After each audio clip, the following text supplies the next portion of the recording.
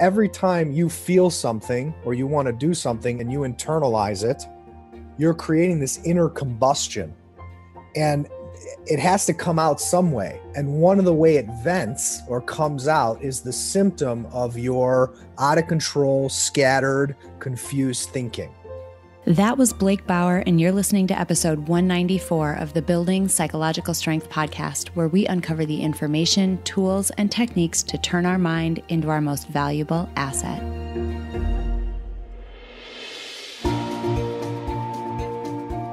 The courage to face fears with persistence. Being able to be present enough in this moment to choose my response thoughtfully. We have the strength to bend to life stressors, to bend to adversity without snapping, without breaking. There are only 6 things that contribute to our quality of life, and they are all experiences. In every moment, we are deciding who we want to be and how we want to live our lives. Noticing what your brain is doing and then being able to make choices. Mobilize the things that we know lift us up. Hey everyone, welcome back to the Building Psychological Strength podcast. My name is April and I'm your host. Thank you so much for being here. Truly, it has been a roller coaster of a few months, and I continue to be so grateful for this community and for this audience as kind of an anchor point to come back to in my week each week. So as much as I'm here trying to find guests and tools and information and insights to help you thrive and live better, I want you to know that you just being here are doing the same thing for me. I can't tell you how much I appreciate it. I also want to shout out one quick listener who left me the most amazing review on iTunes. I want to say thank you to Lexi. She recently left a review that said, "The first podcast I heard from April was with Cheryl. I decided to listen during a long run and I realized I was smiling the entire time. I got home so excited to integrate writing down things that I'm grateful for and what my favorite moments from the day before were. Not only am I starting this, I'm starting this with my kids. However, we'll do it in the evening. I am also purchasing her music. I started listening to this coaching episode and I can't wait to share with my peer leaders on Monday. Thank you for the great experience and I look forward to listening more." Lexi, thank you so much for that incredible review. Thank you for listening to this incredible episode with Cheryl. She was fantastic. She wrote a beautiful album called Luminary that is available in all places. I listen to it on Spotify, but it is music that she specifically created to help with meditation. It is beautiful. So please check that out. But Lexi, thank you for this review. It means the world to us to hear from our audience and to hear specifically which pieces of our message, which types of content, which topics really resonate with you, because we craft these episodes to meet your needs. That's our biggest goal. So thank you so much for reaching out. Thank you so much for that review. We so appreciate it. And thank you so much for supporting one of our guests. Now, this week we have another incredible guest. And before I dive into his background, I want to talk a little bit about why I was excited to bring him on. There are a number of, say, tools and techniques that we can use to help ourselves build psychological strength, to help ourselves thrive, to help ourselves live more vibrant, full, intentional, all the words that you want, to live lives that encompass all those words. So many of those tools and techniques, there's a ton of them, but there are very foundational tools. There are very fundamental techniques, ones that are sort of the from the ground up, the ones that support everything else that we do. And I was excited about this week's guest and about the conversation that we were going to have because we're hitting on 2 of those tools. Specifically this week, we are touching on mindfulness, which is very misunderstood, which gets very much overcomplicated out there. So we're going to simplify it and dive into what it actually is and why it's so important. So mindfulness, number 1, and number 2, the importance of developing self-trust and self-love. They seem like such they seem like they're not as deep of a topic as they truly are.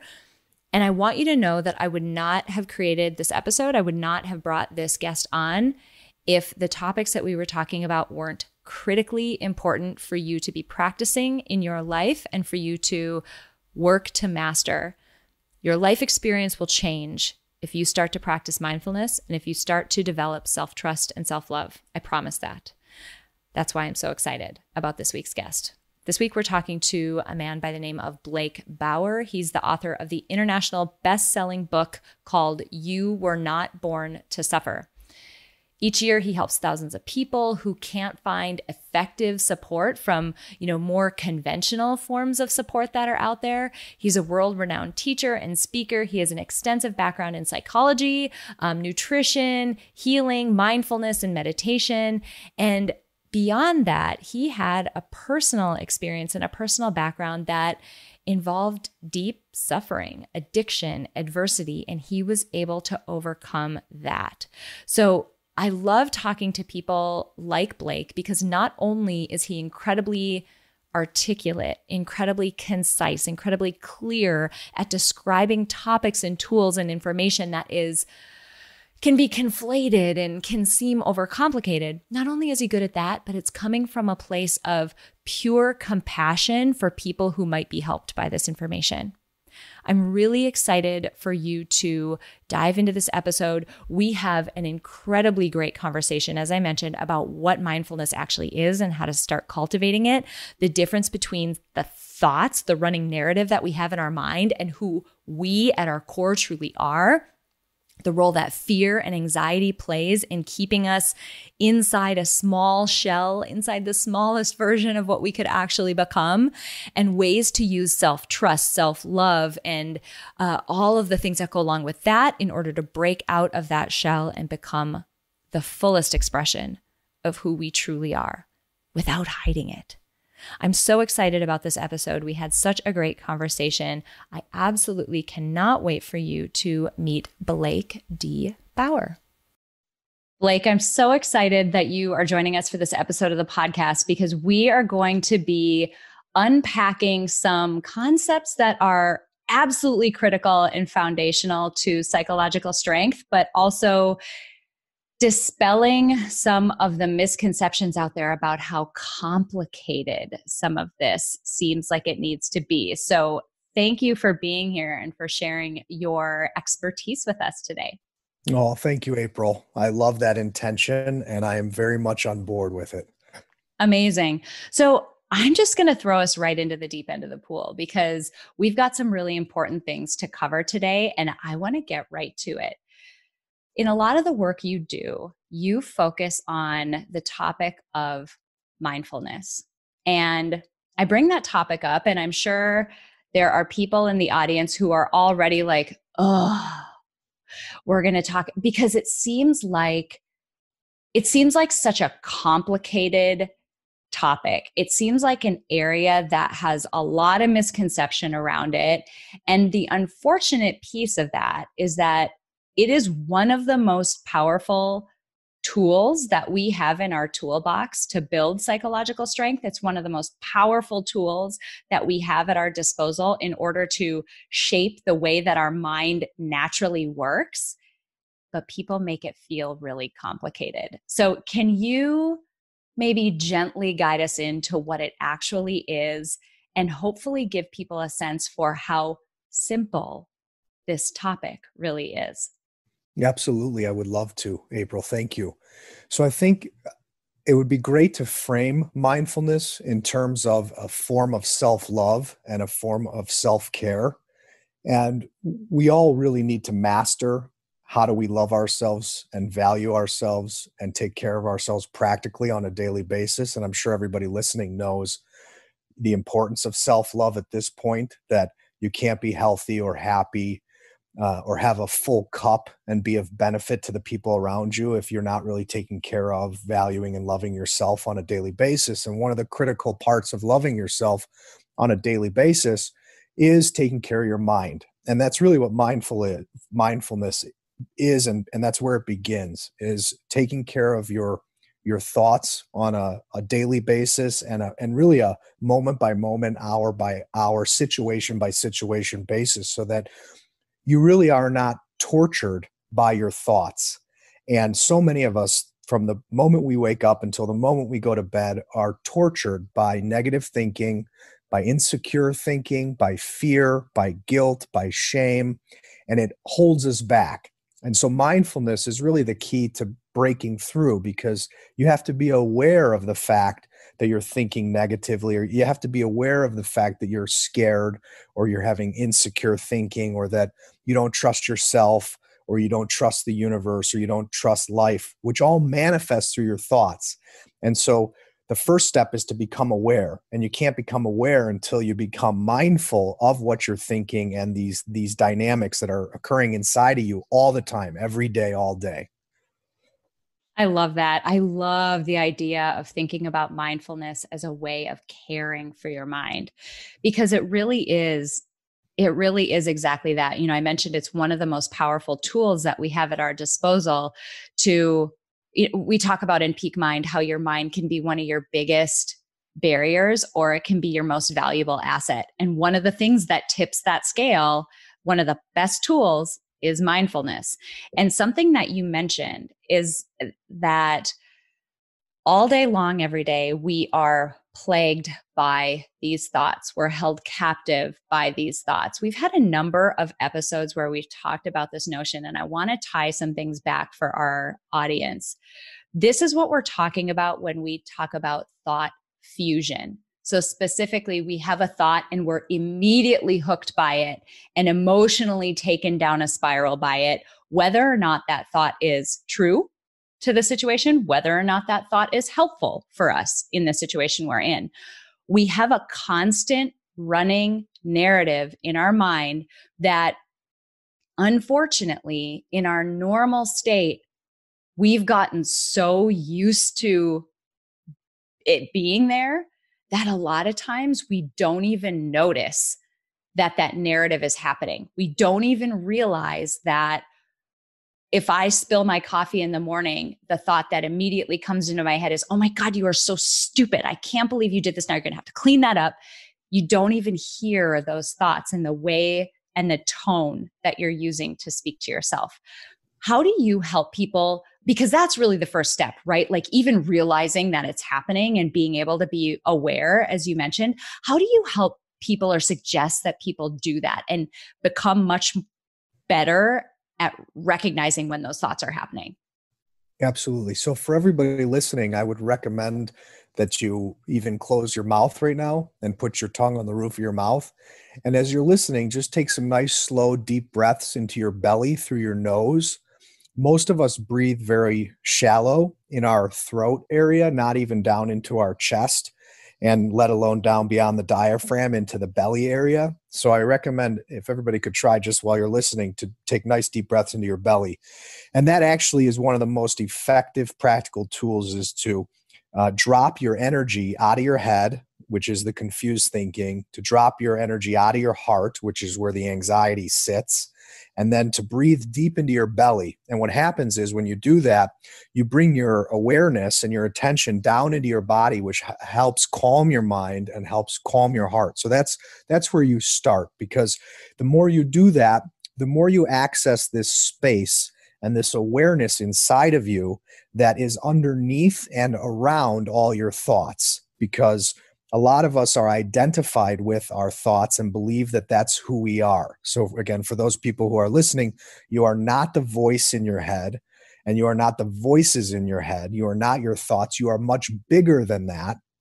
But most people, for a majority of their life, are completely identified with their thinking and thus tortured by those voices. So that's a great place to begin, is to start to get into your body, take nice deep breaths, and start to connect to this sense that you're not just your thoughts. You're much bigger than that. So I think that's the most practical place to start. I love that. And so one of the things that we talk about too in our flagship program, our sort of core signature program, it's called Ascend. We talk about this running narrative in our mind as though we have a committee of voices. And some of these committee members are the taskmaster. This is the voice that tells you to say yes to everything, that tells you, yes, you have to do it. Yes, you can get it done. The victim, the voice that tells you that none of this is your fault and that you are just in this terrible situation. The martyr, the voice that tells you that you should be taking care of everybody else and whatever. And what we find is that when people can get quiet, as you mentioned, you start to hear these common threads of voices. The inner critic is one that a lot of people are commonly aware of. You start to hear distinct voices as though you have a bunch of roommates in your head who have an opinion about everything that's happening, and they are loud and they want to voice that opinion. So I love the notion of just getting quiet, focusing on your breath and allowing thoughts to come, but then recognizing them for what they are. They are occurrences, just like everything else that's going on around you. You know, we talk about meditation sometimes, and in the same way that you hear a sound in the room that you're in, you may become aware of a thought that you have. You didn't cause either of them. They both are things that just happened. So I love this notion of you are not your thoughts and diffusing yourself from them, because it's so easy to get hooked and it's so easy for them to drag you in an unhelpful direction. Absolutely. It is. And a couple things that came to mind as you were talking is, one, a lot of times we don't share what we're thinking, and we're ashamed of it. And we're scared that people might judge us or think that we're crazy, and we think we're the only one. But the truth is that everybody has multiple thoughts and crazy thoughts, and we just don't talk about it. So please know you're not alone, and you're not the only one experiencing these crazy voices or multiple voices in your head. Because a lot of people will say, oh, you know, they must be normal and something's wrong with me, but there's nothing wrong with you. It's basically, we've all developed kind of a fractured, unhealthy mind, and it goes back to childhood. And so I think another important aspect to be aware of in this conversation is, where do those voices come from? Because a lot of us developed those voices to survive. So a lot of that narrative is, how do I please everybody so I can stay safe and secure? How do I avoid being hurt? How do I avoid being abused? How do I avoid being abandoned? And so a lot of those voices are kind of subconsciously coaching you from fear on how to survive. I ran into a friend this morning getting coffee on the way to set up for this interview, and it's my friend's wife. And she was expressing how she reverts to disaster thinking. You know, her thoughts always go to worst case scenario. And she comes from a family of all of her 4 grandparents are Holocaust survivors. So in her DNA and in her genetics was passed down this trauma that the worst thing could happen at any point. And so a lot of people have this type of thinking that, you know, the worst thing could happen, and you're triggered and you're taking down the most negative path possible psychologically, which obviously doesn't serve anybody and actually causes a lot of damage in your life and in your relationships, and then even in your own body and your own health. So it's really good to ask, where does this thought pattern come from? Did I inherit it from my mother and my father? Because you likely have a number of unhealthy thought patterns that you inherited. And then another huge subset is, how did I develop these thoughts to survive? You know, to fit in socially with friends at a young age, to get love from a man or a woman. You know, a lot of us have developed psychological patterns to be attractive to the other sex, to be liked, to be appreciated, to be desired. So notice those types of thoughts that you have. And again, the question is, where does it come from? Where did it start? And often it's to survive, to avoid pain, to get love, to find security, to feel security, even if that voice is very critical, very judgmental, very harsh, you've kind of attached yourself to it because it got you through all the hard times. It helped you survive your family. It helped you survive school. It helped you survive your career and work life. And then here you are. And if you're listening to this, you've reached a point where those thoughts and that voice in your head and that mindset is limiting, in the same way a caterpillar goes into a cocoon to become a butterfly, and eventually it has to break free of its cocoon or it's going to die. You have to break free of that mindset and those limiting thinking, that limiting thinking, to become a free and full expression of who you really are, not your fear-based survival self.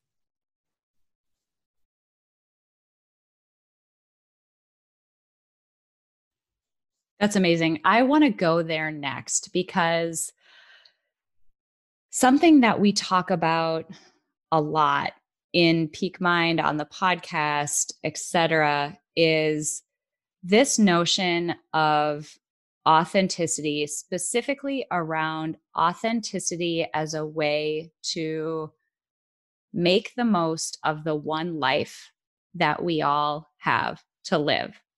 I've told the story a number of times. I shared it in my TEDx talk. I've talked about it a lot on the podcast, but my dad passed away from cancer when I was 11, and that was an impactful experience for me. But the biggest impact of that experience of seeing mortality face to face didn't happen until years later, a decade and a half later, when I was in graduate school and I was living in this way, much the way that you described. I had all of these fear-based thoughts. I was afraid of judgment. I was afraid of not being perfect. I had lived my whole life coping in that way, going through high school, getting straight A's, like being perfect, striving to be this, perfect person who can't be judged harshly for anything. And what I realized in graduate school is that there was a big list of things that I wasn't doing because I was afraid that I would be judged for them or that I wouldn't do them well. And for whatever reason, I was sitting at my desk one day just thinking about this list. And I thought, my dad passed away, and he doesn't have the option that I have right now to do these things. And this question popped into my head, and I thought, what would my dad give to have the set of opportunities that I'm wasting right now? Like, I'm wasting them. I have all this time that he doesn't have anymore. And that was the biggest punch in the face that I've ever experienced, because it was like, we all are on the same path as he is, right? Like, every one of us has a finite amount of time in this life. And here I was boxing myself in to a shell of, or a small proportion of what I could actually achieve simply out of fear. So I would love for you to talk a little bit about that link between, because we've got all these basic needs, right? The ones that you talked about, the need for approval and love and security and all of that. We've got those needs, and they cause this fear that leads us to live this life that is so much smaller than what we could actually live. I'd love for you to unpack that a little bit, and specifically how it attaches to us being fully ourselves, the fullest expression of who we really are. 100%. I would love to. And I just want to acknowledge and say, I'm, very sorry for your loss, and, that you had to go through that. And thank you for sharing and, being so vulnerable. And yeah, I understand. So, yeah. So one thing that's really practical and insightful in this conversation is to understand that a lot of our kind of crazy or uncomfortable thinking that doesn't feel good to us is a symptom of repressed emotions. And this is very powerful to understand, because if you think about, imagine your body's like an ocean and your thoughts are like the waves. There's all this stuff going on inside you deep down in the ocean, and they come up as waves. So we see the waves, which are the thoughts that are volatile and all over the place and out of control. but they're coming from the depth of your being and the depth of your emotions. So when you internalize your emotions and you have all this stored subconscious energy inside of you, it comes out. The symptom is out of control, imbalanced thinking. So it's really helpful just to see it in that way, because as we were talking before, we make things a lot more complicated than it needs to be. So every time you feel something or you want to do something and you internalize it, you're creating this inner combustion, and it has to come out some way. And one of the way it vents or comes out is the symptom of your out of control, scattered, confused thinking. So I like to say that those thoughts are cries from your soul or your subconscious asking you to love yourself and value yourself and go deeper and really pay attention to what you're feeling in your heart, in your body, in the present, in each situation. So to me, that insight cuts through a lot of confusion. And then that ties into your second question, which is most of us, to survive or to get love, internalize what we feel and need and want on a daily basis. So for everybody listening, if you think about your life right now, think about your relationships with, let's say, family, think about your partner or your spouse, think about your parents, think about your friends, think about your boss if you have one, and ask yourself, is there anywhere in your life right now that you're not being 100% honest and 100% true to yourself? And most people have one area where they're not opening up fully and being totally honest and authentic. And it can be gross. It can be, I'm really not happy in my marriage, or I really hate my job, but I'm not opening up and I'm not talking about it. So it can be these really big things, or it can be really subtle and small, as in one feeling that you're not telling someone. And that can be, I feel really hurt by what you said to me last night. Or it could be, I'm really attracted to you and you're afraid of rejection. So it can be little things as well. It doesn't have to be these huge, issues, because everybody listening is in a different place in their life. But typically I can find with someone one emotion, one situation where you're stopping yourself from being honest because of fear or insecurity. And then you have this whole story that if I'm honest, this, and this is going to go wrong. And I don't know how you feel about swearing, but we believe everything's going to go to shit. If we're totally honest, if we're totally authentic, that things are going to fall apart. And when you start to dissect that, you'll see that anywhere right now that you're afraid to open up and be honest, or you're afraid to act in alignment with what you really feel and need and want, you have a belief that if you are true to yourself, everything won't work out. Everything will fall apart. So, I advise everybody to take a nice deep breath and just analyze this. Can I see I have a belief that if I'm 100% true to myself, that everything's going to fall apart? I'm going to ruin everything. I'm going to hurt everybody. I'm going to lose everything I love. And these are typically the beliefs that we carry subconsciously. And if you dissect that further, what you're saying is that you don't trust life. You don't trust the universe.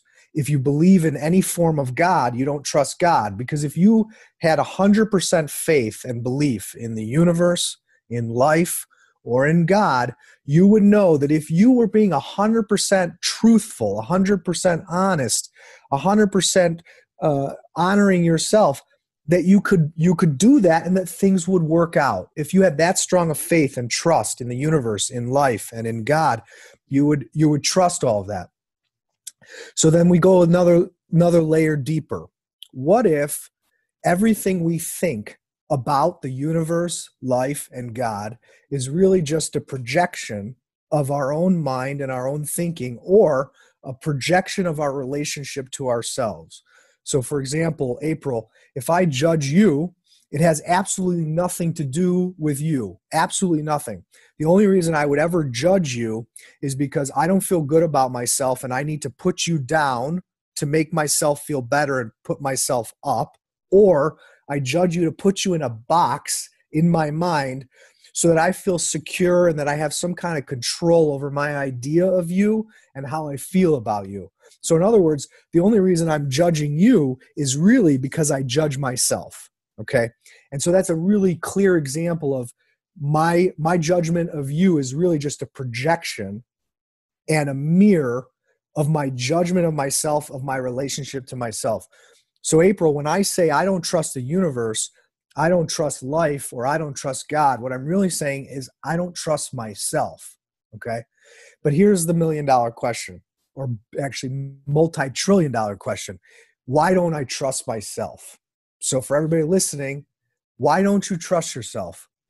Well, I want you to think back on your life starting today and go back year by year to your childhood. And I want you to ask yourself, in how many moments of your life have you felt something, needed something, wanted something, but you've betrayed it? You've rejected it. You've internalized it. You kept it in. You've hidden it. You overlooked it. You disregarded it. You didn't value it so that you wouldn't upset anybody, or to keep the peace, or to stay comfortable. So the question is, if you look back on your life, can you see how many moments in how many relationships and situations you have actually betrayed yourself and hurt yourself with your thoughts? Just like the coffee example that you used initially, when you spill the coffee and you are so harsh on yourself because maybe your mother and father were harsh on you, or you've just developed that inner harsh voice so that you could maintain a certain self-image to other people because you want people to think you're perfect. And so you're so hard on yourself to keep that perfect image for yourself and for other people. That is so destructive. But who's doing it? You're doing it. Even if your parents did it at first, you adopted it, and now you're abusing yourself. You're hurting yourself. So every time you think like that, you're hurting yourself. Every time you feel something and you don't say it, you're hurting yourself. Every time you want to go do something that feels true to you and you're not doing it, you're hurting yourself. Okay? So April, let's say you and I were brother and sister, okay?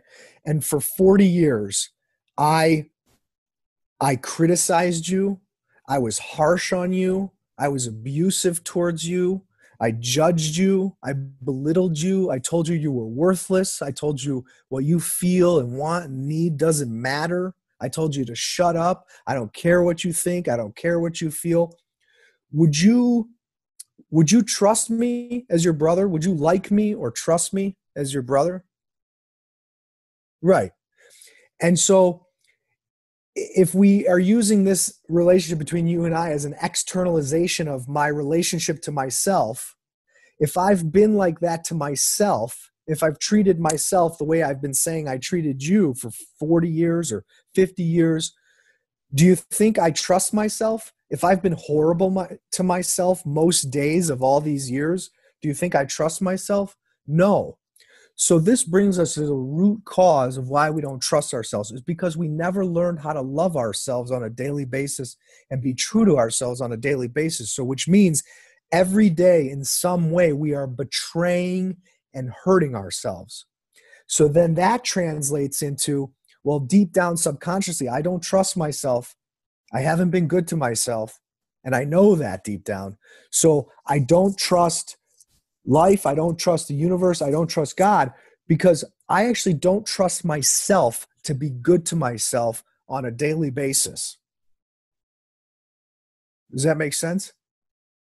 So that's why we stay stuck, because we think that if I start changing this now, if I stop living the lie, everything's going to go to shit. I'm going to ruin everything. I'm going to ruin the security I've created.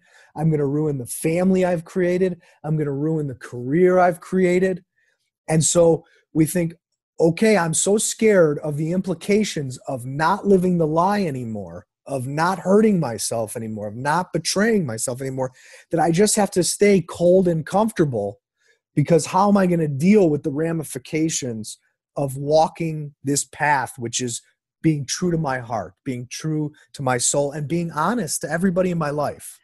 Oh man, there's about 10 directions I want to go. That was awesome. And something that is at the root of a lot of what you said.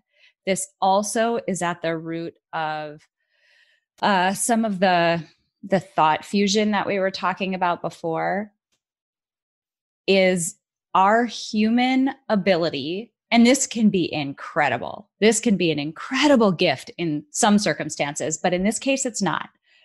Our human ability to adapt to nearly anything. And we adapt by familiarizing ourselves with whatever it is that's happening to us, whatever stimuli that are out there, whatever information that's out there, whatever circumstances that are out there. We familiarize ourselves with that. And then our instinct to protect looks at that and says, okay, this is familiar. I know this. I know that I haven't died in this little bubble that I'm in right now that's very familiar. Clearly anything out of it is unfamiliar and I shouldn't go out there. And it's funny because out there could be incredible peace, incredible joy, incredible fulfillment, incredible everything that all of us are seeking.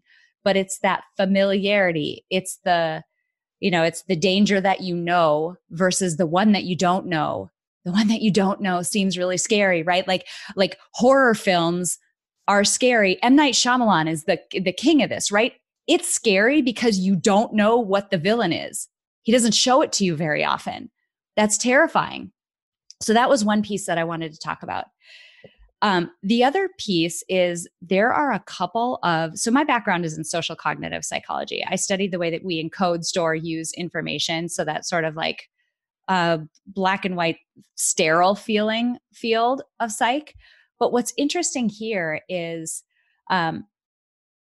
inside of what you were talking about are two cognitive biases that every single person has. And these operate, again, below the surface of the water. We don't realize they're happening, but they are a total lens through which we see the world and through which we experience the world. One is, and you've heard of these if you've taken Intro to Psych, but they apply to you in this case, cognitive dissonance. If you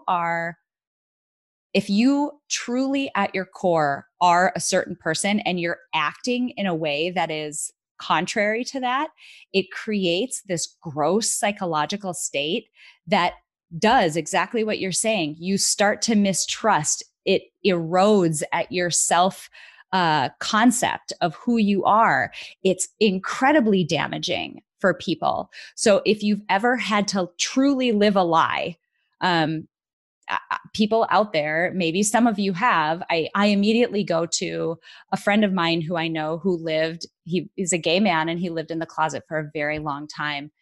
The erosion of his self-worth and esteem was incredible because he was living in a way that was not aligned to who he truly was. This dissonance is toxic. So that's one piece I wanted to call out. Second, you mentioned this like set of beliefs that we construct, right? To sort of as the scaffolding that holds this whole facade up, like something has to hold this facade up because it's not real. It's not standing on its own. So we construct all these beliefs to help support it.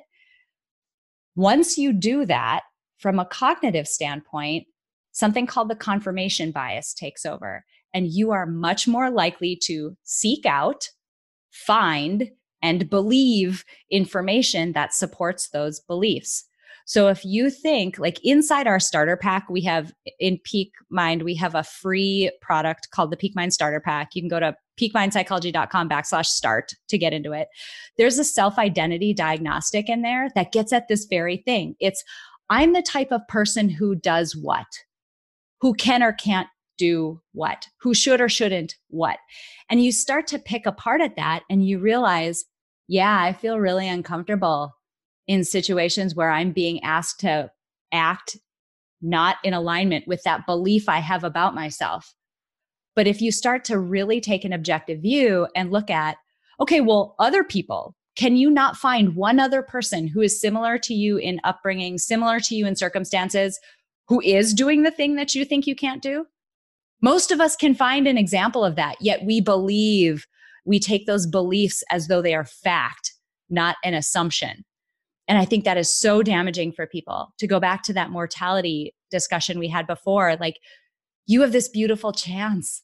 You have this beautiful chance to do everything in your wildest dreams, and you're not doing it because of an assumption that you're treating as a fact.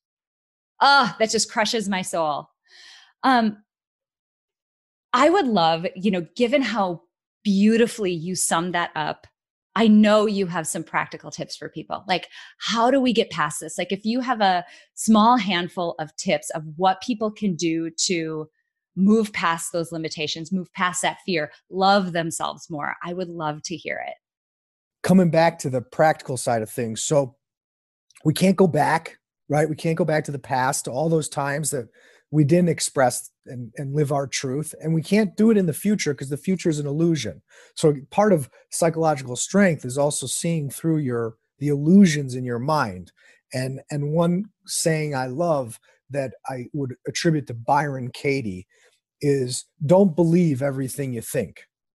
Do not believe everything you think, because the thoughts, they just come and go. So don't believe every thought that comes, and don't believe everything that you think, because as you know, in a minute and in 5 minutes, you're going to think a different thing. I think we've all been in situations where we think something about something, and then in 5 minutes later, we think we have a different opinion. And then the next day we have a different opinion. And a year later, we have a different opinion. So don't believe everything you think, because your perspective will always change. And so the only time we can do this is in the present. And so the first and the most important thing is to start opening up and being vulnerable and being honest with the people in your life. So all those things that you're keeping in, that you're scared to talk about, or you're ashamed to talk about, or you feel guilty for feeling, you need to start opening up. So whether that's your partner or a friend or a family member, and if you don't have someone that you really trust and that you feel safe with, please go find a therapist or an alternative health practitioner. There is no shame in asking for help. I'm someone who struggled and suffered very deeply with drug and alcohol addiction, and then psychological and emotional pain. And as a man, I really struggled to ask for help. I didn't even know there was help. I didn't know who to go to. I didn't know how to ask, but there are so many resources out there. And I'm sure, April, you have resources on your website and with your work. Please go ask for some help, because we all deserve to have at least one safe container where we can talk about everything we think and feel and not worry about the repercussion. Because like, when you talk to a therapist, you have nothing to lose. You're not going to lose their love. You're not going to lose their support. That's their job, is to support you no matter what. That's what you're paying them for. That's the exchange. Whereas often if we talk to our spouse or our partner or a family member, we're afraid we might upset them, that they'll judge us, or they might use what we tell them as later as emotional manipulation, because this stuff happens. So go find someone you feel safe with. And in the interim and during that time, it's really healthy to keep a journal or a diary and write to the universe, write to nature. If you believe in God, write to God. If you have a loved one that passed away that you believe you still have a connection with, write to them. It can be very cathartic and very healing, just saying, dear dad, dear mom, dear grandma, if you feel a connection to them still. And bare your soul in writing. And even that is very helpful in beginning this process. The second part of that is we all have to learn how to be kind when we're expressing ourselves. Because, April, let's say you said something to me and I interpreted it in a way where I feel hurt and I feel angry. A lot of us have learned very destructive forms of communication. So as a man, if I feel hurt and angry, I might say, excuse me, fuck you, you bitch, leave me alone, or get away, because I don't know how to say, April, I feel hurt and I feel angry by what you just said. So a lot of us have learned this very ugly, toxic language where when we feel hurt and angry, we point the finger, we blame, we lash out, we swear at people, we call them names, but that's all code for I feel hurt and I feel angry. So the key is to be in touch in the present with what you're feeling. This is where mindfulness ties in, and loving and valuing yourself, and there's no separation. You have to be, so for example, if you're listening right now, ask yourself, what am I feeling? Name it. I feel peace. I feel insecure. I feel cold. I feel hot. So you start to ask yourself these questions. So you become more skillful and practiced of identifying what you're feeling in your body, in your heart, in the present. And then you have to own it. You have to learn, it's called nonviolent communication. You learn to own it and say, I feel, I need, I want, instead of you. Because as soon as I say to April, you are such a, or you're this, or it's all your fault, what's going to happen in April, whether she wants it or not, unless she's totally self-mastered, and I think she's there. But for most people, if I start swearing at you and calling you names, what happens is your ego identity is going to become flared up, and you're going to become defensive, and you are going to fight to the death to protect your sense of self, because deep down, everybody feels they're right typically and that they're a good person. Even if they're not behaving well, deep down, they feel they're a good person and that they're right. And they don't realize that they're just protecting themselves. So as soon as I say you and I start swearing and attacking, the other person is going to get defensive and start attacking back. So the only type of communication that brings down walls, and this is one of our blocks because we never learned this skill set, is to say, I feel really hurt right now by what you just said. I feel so angry by what you just said. Because if the person you're talking to truly loves you and cares about you, and you don't attack them, and you say, I feel so hurt, I feel so angry, they're going to see clearly that the person they love and care about is hurting, and then they're going to want to show up for you instead of attack you. But as soon as you attack them, they're going to get defensive. So you have to become a master of not causing the people around you to become defensive. And that's a very important aspect of mindfulness and self-love and mastery, because the other side of it is, April, if I come at you like that and I act in that way, I lose my cool, I swear at you, I call you names, the result of that, the byproduct of that is that I'm left feeling guilty and ashamed of myself. And this is true for everybody listening, because there is no way that I can truly respect myself and feel good about myself deep down if I carry myself in a way that's kind of disgusting and hurtful.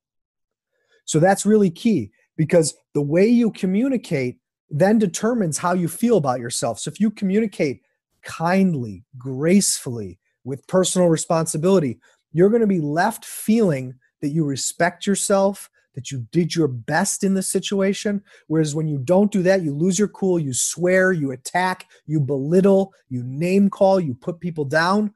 You then don't feel good about yourself, because deep down, you know you were hurtful, you were mean, you were not as kind or loving as you're capable. And so that is one of the most important ones that most of us never master. And it keeps the chain of pain going in families and in relationships, and thus in the world. So I would argue that this point, and then there's a couple other points that if we have time to get to, but basically this theme of how do I love and value myself practically in the present every day is the single most important factor in human evolution. Because beyond surviving, right, we all want to thrive on this planet. And we all know what survival, fear-based, competitive thinking gets us. I think human beings are at a point in our evolution where we're pretty, for the most part, safe and secure. We have enough wealth, enough resources to feed, house, and protect the entire planet. But because we're still scared, because we're still insecure, because we're still reacting from this fear-based, pain-based place in ourselves, we have hoarding in the world, we still have war, we still don't take care of everybody. And like I said, everything is a projection of our relationship to ourself. So the reason why we can't love and care for more people in our immediate life or in the larger world is because there's still all these aspects of ourselves that we're not accepting, taking care of, and loving. And so I believe this is the next step in human evolution, is these lessons in unlocking love and unlocking the well-being that we should all have on this planet so we can make the most of it, like you've been saying. That's awesome. I'm curious about how you think about psychological strength. As you think about the conversation that we've had, what does it mean to be psychologically strong? Well, again, there's so much to talk about here, so we'll go some little points. Well, so one of them is what I just described, is being able to express your feelings honestly and kindly. And the psychological strength comes from, one, knowing you need to do that. Two, looking at all the damage that you've caused yourself and your own experience of life from not doing it in the past. And then, so here you are in your life today in all these situations where you're faced with, okay, I want to do this. I know I have to do this, but there's fear and insecurity that arises. But now you know that the fear and insecurity comes from you don't trust yourself because you've been betraying yourself your whole life. So, right, we've all heard the quote that the definition of insanity is doing the same thing over and over and expecting different results.